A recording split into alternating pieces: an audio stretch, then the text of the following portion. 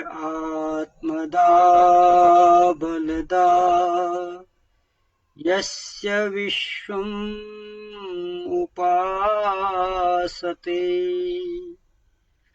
प्रशिशं यस्य देवा यस्य छायामृतम्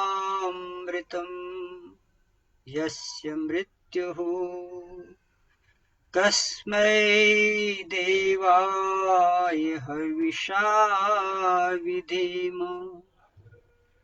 ॐ शान्ति शान्ति शान्तिः।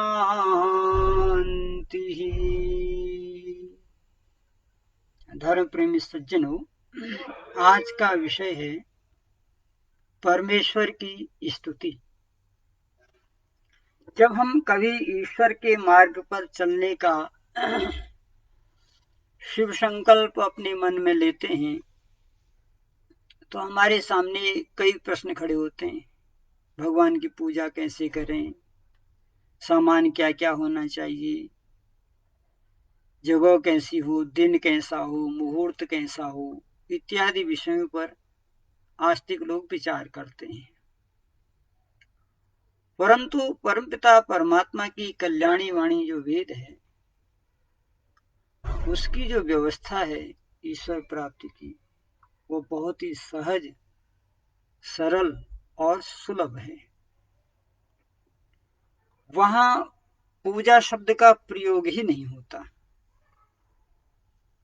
क्योंकि पूजा शब्द का अर्थ होता है, पूज सेवायाम धातु से पूजा शब्द बनता है, जिसका अर्थ होता है यथा योग्य व्यवहार। तो परमात्मा के साथ क्या यथा योग्य व्यवहार किया जाए, क्योंकि उसका कोई रूप नहीं, कोई रंग नहीं, कोई आकार नहीं। यथा योग्य व्यवहार हमेशा साकार पदार्थों से किया जाता है। परमेश्वर निराकार है, इसलिए ईश्वर की पूजा नहीं होती। वेद भगवान कहते हैं ईश्वर की स्तुति होती है, ईश्वर की प्रार्थना होती है और ईश्वर की उपासना होती है। और इसका भी एक क्रम है। सर्वप्रथम न तो उपासना होगी, न प्रार्थना होगी, स्तुति होगी। हमारे विद्यालयों में भारत सरकार ने जो विद्यालय चलाए हैं, वो जब खुलते हैं तो सबसे पहले वहां प्रेयर होती है, प्रार्थना। लेकिन ये वैदिक व्यवस्था नहीं है। वैदिक व्यवस्था यह है कि प्रार्थना से पूर्व स्तुति होनी चाहिए। तो स्तुति, प्रार्थना और उपासना, ये तीन क्रम हैं। इन तीनों क्रमों पर मैं आपको समय के अनुसार चिंतन दूंगा। आज जो हमारा वीडियो बन रहा है वो है स्तुति पर, कि परमेश्वर के मार्ग पर जब हम पहला कदम रखते हैं तो वो है स्तुति का। स्तुति का अर्थ होता है पदार्थ के गुणों की चर्चा करना। संसार में तीन ही पदार्थ हैं, एक ईश्वर, दूसरा जीव और तीसरी प्रकृति। ये तीन पदार्थ हैं। उन्हीं में से एक पदार्थ ईश्वर भी है। ईश्वर को पदार्थ भी कहते हैं, ईश्वर को वस्तु भी कहते हैं, ईश्वर को चीज भी कहते हैं।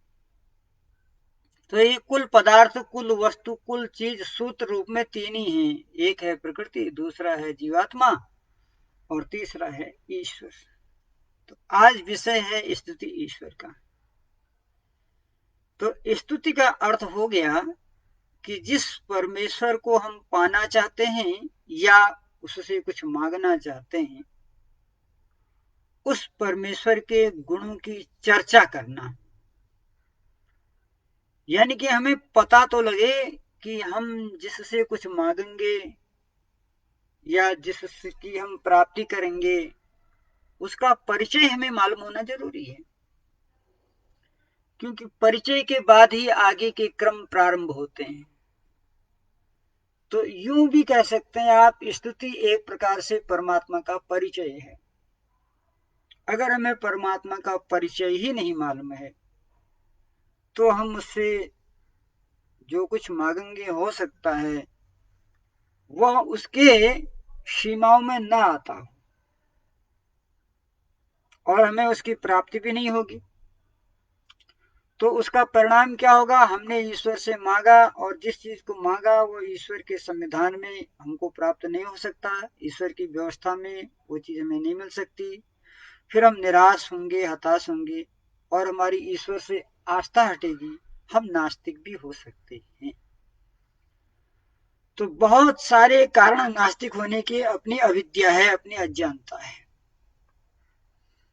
यदि हमने स्तुति जान ली, स्तुति को समझ लिया, तो हमें कुछ मिले या न मिले, हम ईश्वर को प्राप्त कर पाए या न कर पाए, लेकिन एक बात तो निश्चित है, हम नास्तिक नहीं हो पाएंगे क्योंकि हमने स्तुति को समझा है। तो परमात्मा की स्तुति क्या है? परमात्मा के गुणों की चर्चा करना। ईश्वर के अनंत गुण हैं क्योंकि उसके कार्य भी अनंत हैं।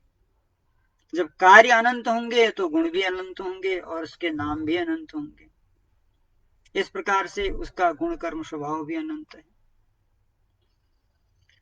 फिर भी हम यूं कह सकते हैं कि ईश्वर सच्चिदानंद स्वरूप है। स्तुति का एक सूत्र है ये। इस सच्चिदानंद सूत्र में ईश्वर के 3 गुणों का वर्णन है। पहला गुण है सत्य, अर्थात ईश्वर की सत्ता विद्यमान है, थी और सदा रहेगी। कोई काल ऐसा नहीं था कि ईश्वर नहीं था, नहीं है या नहीं रहेगा। परमात्मा सदैव सर्वत्र विराजमान है, उसकी सत्ता हर जगह है। सत्ता तुम्हारी भगवन जग में समा रही है, तेरी दया सुगंधी हर गुल से आ रही है। ये देखिए उसकी सत्ता का प्रमाण। क्या प्रमाण है?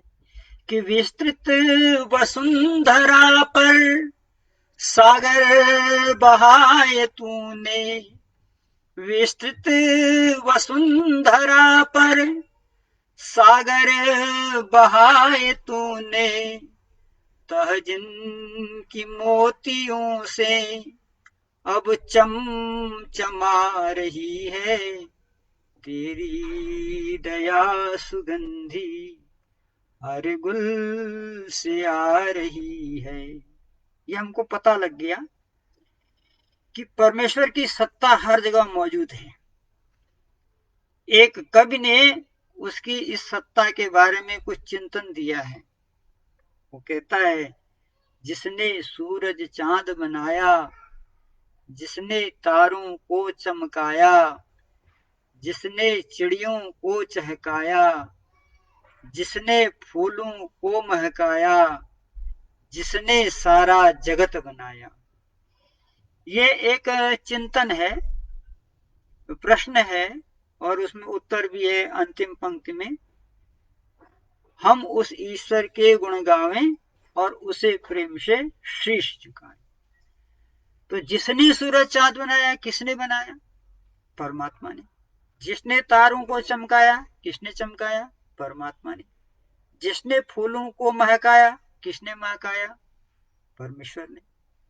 माली बीज तो बोता है लेकिन बीज में अंकुर माली नहीं लाता है, पानी माली देता है परंतु प्रकाश माली नहीं दे पाता है। और पानी भी परमात्मा का बनाया हुआ पानी ही देता है, कोई माली स्वयं पानी बनाना नहीं जानता है। परमेश्वर ने ही पानी बनाया, परमेश्वर ने ही भूमि बनाई, परमेश्वर ने आकाश बनाया। तो ये सारी बातें इस बात का प्रतीक है कि उसकी सत्ता है। कोई ये नहीं कह सकता कि ईश्वर नहीं है। कार्य को देख के कारण का अनुमान होता है। ये पहला गुण हो गया स्तुति। हे परमेश्वर, आप सर्वत्र व्यापक हैं। दूसरा है चित। केवल उसकी सत्ता विद्यमान ही नहीं है, परंतु उसमें चैतन्यता भी है और गतिमान भी है। अगर परमेश्वर गतिमान नहीं होता तो संसार में कोई जड़ और चेतन पदार्थ गति कर ही नहीं सकता। परमेश्वर के गति से ही सब गतिमान हो रहे हैं। साधारण अवस्था में आप देख लीजिए, आपकी जो कार है, बढ़िया सी कार जो आपके दरवाजे पर खड़ी है, अगर उसको चलाने वाला कोई ड्राइवर ना हो तो कारें बनने से लाभ क्या है? तो जो ड्राइवर वो चेतन है ना। अब उस चेतन ड्राइवर के अंदर जो उसको निरंतर प्रेरणा दे रहा है, मन दे रहा है, बुद्धि दे रहा है, इंद्रियां दे रहा है, वो कौन है? वो परमात्मा है। गतिमान नहीं होता तो न ड्राइवर गति कर पाता और न ही गाड़ी गति कर पाती। सारे पदार्थ जहां के जहां पर पड़े रहते। तो संसार में जहां भी कोई हलचल है, जहां भी कोई गति है, उस गति के पीछे परमात्मा विद्यमान है, गतिमान है। वो गतिमान होना ही चेतनता का लक्षण है। तो ये दूसरा गुण हो गया परमेश्वर का। अब आते हैं उसके बाद चिंतन करते हैं परमेश्वर के तीसरे गुण का, वो है आनंद स्वरूप। संसार में बड़े से बड़े लखपति, करोड़पति, अरबपति लोग दुनिया में रोते चिल्लाते देखे जाते हैं। चिंताओं की लकीरें उनके मस्तिष्क में आते हैं। बड़े बड़े राजा महाराजा हमेशा अपने शत्रुओं से चिंतित रहते हैं। बड़े बड़े राष्ट्र दूसरे राष्ट्रों से वहां के राष्ट्राध्यक्ष परेशान रहते हैं। लेकिन परमात्मा संपूर्ण ब्रह्मांड का नायक है। इस ब्रह्मांड को प्रतिक्षण गति दे रहा है, प्रतिक्षण रचना कर रहा है, प्रतिक्षण पालन कर रहा है, प्रतिक्षण संहार कर रहा है। और उसके उपरांत भी वह अपने कार्यों में तनिक भी चिंतित नहीं रहता और प्रसन्न है। रसो ही सह रसम ही लब्ध्वा आनंदी भवति। वह परमेश्वर रस का भंडार है और उसका उपासक यदि नीरस है तो इसका मतलब उसकी स्तुति ठीक नहीं है, उसकी प्रार्थना ठीक नहीं है। क्योंकि रसवान के पास रहने वाला व्यक्ति अगर नीरस है तो कहीं न कहीं उस पात्र में कमी है। इसलिए परमेश्वर का भक्त भी रसवान होता है, कभी नीरस नहीं होता है। प्रेरणाओं से, संवेदनाओं से, विचारों से भरा रहता है। क्यों? क्योंकि परमात्मा स्वयं आनंद स्वरूप है। आनंद स्रोत बह रहा पर तू उदास है, अचरज है जल में रह के भी मछली को प्यास है। आनंद मोक्ष का ना पा सकेगा तब तलक,